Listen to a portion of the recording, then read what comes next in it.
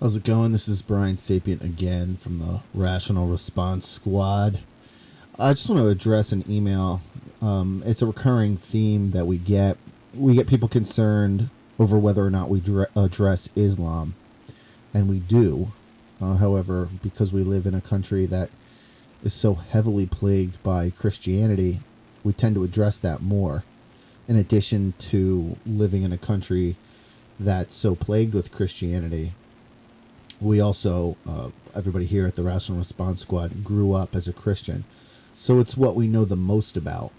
And in fact, if you're a Muslim and you're watching this, a Muslim turned atheist, and you are good at exposing the flaws in Islam, other than, of course, the philosophical basis for any God's existence, please get in touch with us, and we could really use your help. But I'll read briefly this email, or at least a portion of it. The question is, I understand your stance against Christianity and other religions of the world. However, none of them pose the threat to us that Islam does. Don't you think more time should be spent on exposing the backwards, crazed hatred that is Islam? I honestly don't see the church down the street trying to kill my family if we don't tithe. Just a thought. Thanks kindly for your time. Okay, first of all, I think that there really isn't much difference in how you address Islam compared to Christianity. I think the most important thing is understanding that claims that don't have good evidence behind them don't deserve belief. And that is the mantra here at the Rational Response Squad. We don't feel that anything should be taken on faith. And so within that, all God belief is encapsulated within that one mantra. However, obviously, with things like the blasphemy challenge and denying the Holy Spirit and keying in on specific phrases of the Bible and talking about Christianity often, obviously there's a slant towards Christianity. So the question, of course, is, okay, so how do we treat Islam differently? Okay, well, the first thing is we're an English-speaking radio show. So the truly dangerous Muslims, most of them are in the Middle East. There, if you think about the terrorist cell that struck on 9/11, they were here in this country, but listening to atheist internet podcasts isn't exactly something that those guys were doing. So, the question is, okay, well, how do you stop, those fanatics overseas that are predominantly, Arab and don't speak English for the most part? I admit, obviously, some do. And I think what you do is you end Christianity. I think that part of the reason why people believe in a God is because of an appeal to popularity. They believe, because so many people believe in it, that it's what's normal. And if you changed the religious spectrum in the world so that very few people actually believed, say 20% of the world, then it becomes a minority belief. It becomes, it's not as easy to believe in that thing if you're one that falls prey to an appeal to popularity fallacy. So we need Christians to help us end Islam, and in order to do that, we have to help Christians first. I don't know how we help the truly dangerous Muslims who are, for the most part, as I said, overseas. I mean, if there are terrorist, Muslims in this country, they're probably not listening to my show, and there's probably not many.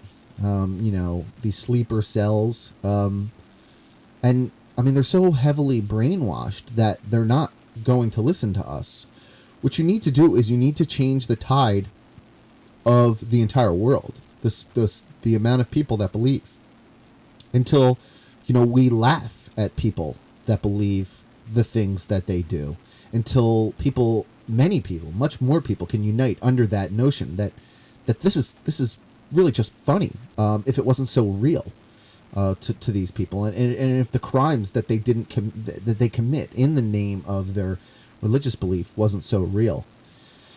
You mentioned in this email here, you say that for the most part, Christianity doesn't pose a threat. Now, a threat doesn't necessarily have to be violent. A threat can be, governmental policy. Some might say that, the war that we're fighting in Iraq and Afghanistan has ties to religion. George Bush feels that, he was given the presidency by God. How dangerous is it to restrict people's rights? And in some cases, that's what has been done in this country because of religion. Or how dangerous is it to, post the 10 Commandments on a courthouse? Yeah, okay. A lot less dangerous than blowing up some buildings.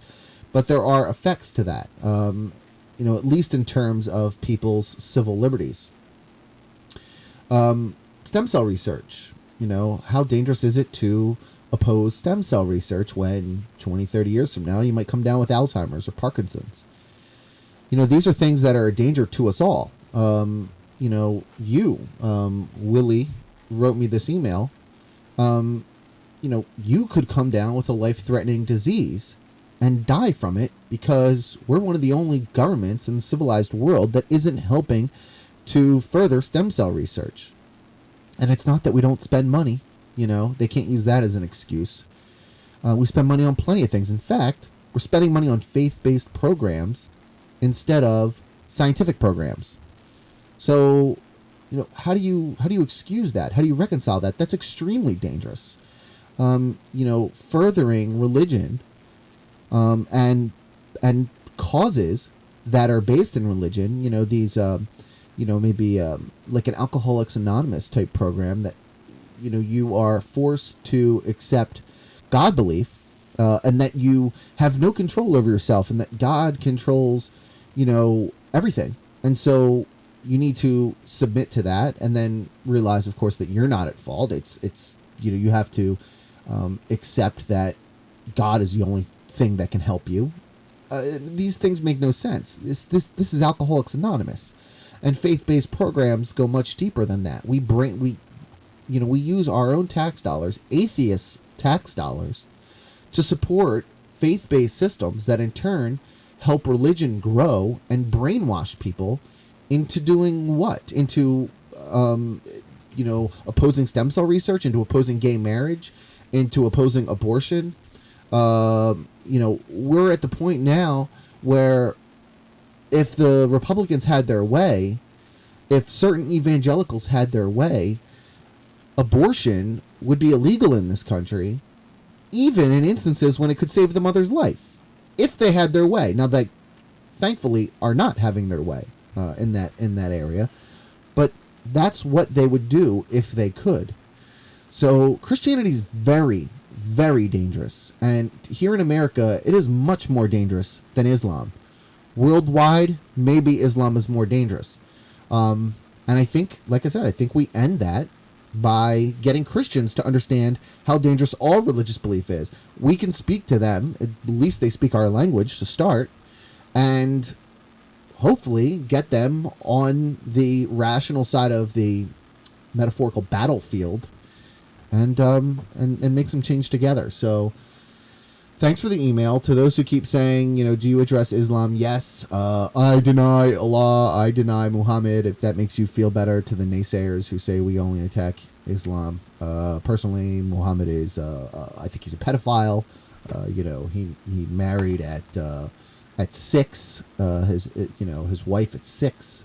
Consummated his marriage at 9 with her. Basically, it's horrible. I mean, he's a pedophile. Muhammad's a pedophile. Okay. So bring the fatwa on, all right, whatever, okay? Islam is bullshit, just like Christianity. And, we're helping to stop all of it, and not just one specific belief. But if anybody has any ideas on, something that I'm missing, ways that we can stop Islam that aren't just logical arguments against the notion of a God altogether, come to our website, rationalresponders.com.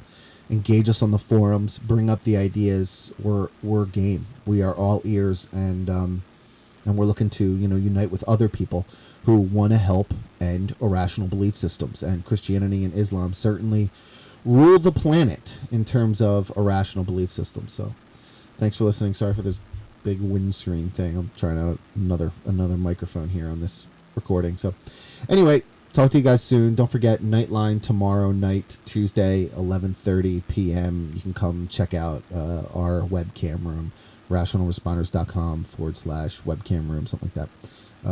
Or click chat room at the top and hang out with us while myself and Kelly and Razor and our whole team is featured on Nightline.